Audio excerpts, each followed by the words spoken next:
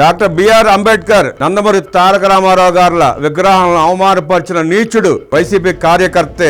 గోపాలపురం నియోజకవర్గం నల్లజర్ల మండలంలోని గాంధీ కాలనీలో ఉన్న అంబేద్కర్ ముసలగుంటలో ఉన్న ఎన్టీఆర్ విగ్రహాలను అవమానపరిచిన ఘటనలో పుల్లలపాడుకు చెందిన వైసీపీ కార్యకర్త బాబ్జీని అరెస్ట్ చేసినట్లు సిఐ రాంబాబు తెలిపారు. ఈ నెల 21న గుర్తు తెలియని వ్యక్తులు విగ్రహాలను అవమానపరిచిన సంఘటనపై నల్లజర్ల పోలీస్ స్టేషన్ లో కేసు నమోదైన విషయం తెలిసిందే. కొవ్వూరు డీఎస్పీ దేవకుమార్ ప్రత్యక్ష పర్యవేక్షణలో బాబ్జీని పోలీసులు అదుపులో తీసుకుని ప్రశ్నించారు. తాను వైసీపీ పార్టీ కార్యకర్తగా పనిచేస్తున్నానని, జగన్మోహన్ రెడ్డి లాగా ఏదైనా చేసి త్వరగా గుర్తింపు పొందాలనే ఉద్దేశంతో 27న అర్ధరాత్రి మద్యం తాగి విగ్రహాలను అవమానపరిచారని బాబ్జీ ఒప్పుకున్నట్టు సిఐ రాంబాబు తెలిపారు. అప్పటికే బెయిల్ పై బయటకు వచ్చి ఈ అల్లర్లను చేస్తున్నాడు.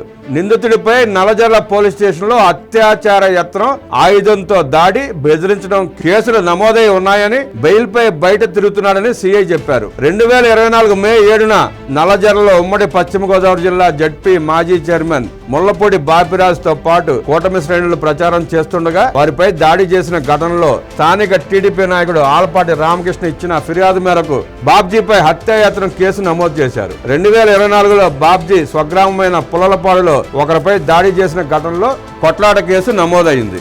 ఎంత నీచుడు కాకపోతే ఏదైనా చేసి అంటే అక్రమమైన పనులు, చండాల పనులు చేసి తొందరగా పేరు తెచ్చుకుందాం అంటున్నాడంట. ఆఖరి జైలు పాలయ్యాడు. జగన్ రెడ్డిని నమ్ముకుంటే ఏమవుతుంది, జగన్ రెడ్డిని ఆదర్శంగా తీసుకుంటే ఏమవుతుంది, ఇలాంటి దరిద్రులు అంతా జైలు పాలవుతారు.